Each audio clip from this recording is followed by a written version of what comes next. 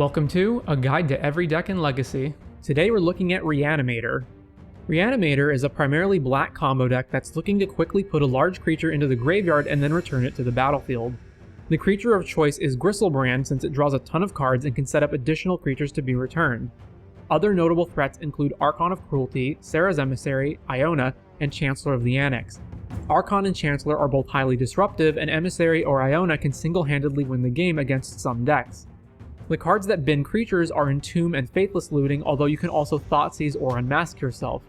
Reanimate, Animate Dead, and Exhume return creatures from your graveyard to the battlefield. This plan is accelerated into by Lotus Petal and Dark Ritual for a hopefully successful turn 1 or turn 2 reanimation.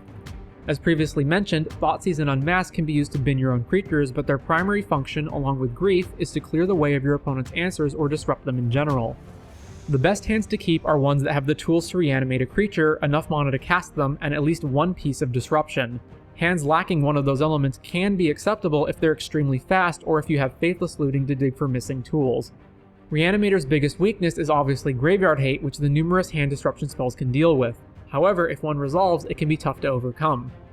Typical sideboard cards include hate cards like Fairy Macabre or Massacre, different creatures to reanimate like additional Chancellors, answers to Graveyard Hate like Wear Tear and Serenity, and protective measures like Silence. The easiest cards to cut when sideboarding are shaving down on effects you already have in abundance, such as 1-2 Exhume or Animate Dead, 1-2 Grief, or 1-2 Dark Rituals when speed doesn't matter. Tips and tricks. If you have the option of reanimating a creature on turn 1 or disrupting their hand and reanimating on turn 2, it's usually better to disrupt them first. Even if they don't have an answer, you still get to take their best card, whereas attempting to go off and getting countered is much worse.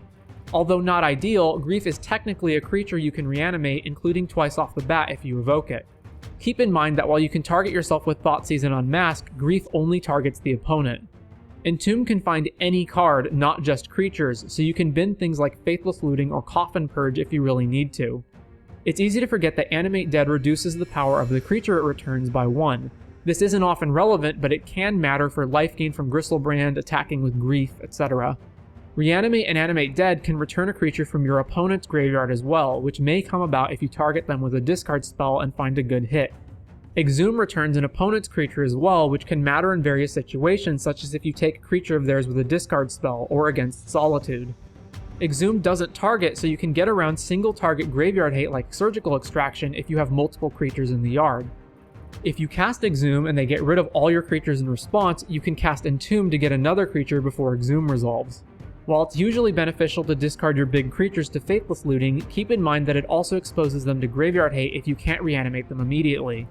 Although it's unlikely that you'll want to name Enchantment as the type with Serra's Emissary, keep in mind that it'll make Animate Dead unusable.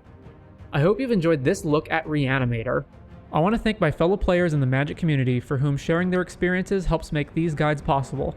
You can find additional resources, such as an up-to-date deck list, in the description. If you think I left out anything important or got something wrong, please leave your thoughts in the comments, and stay tuned to see what deck we look at next time.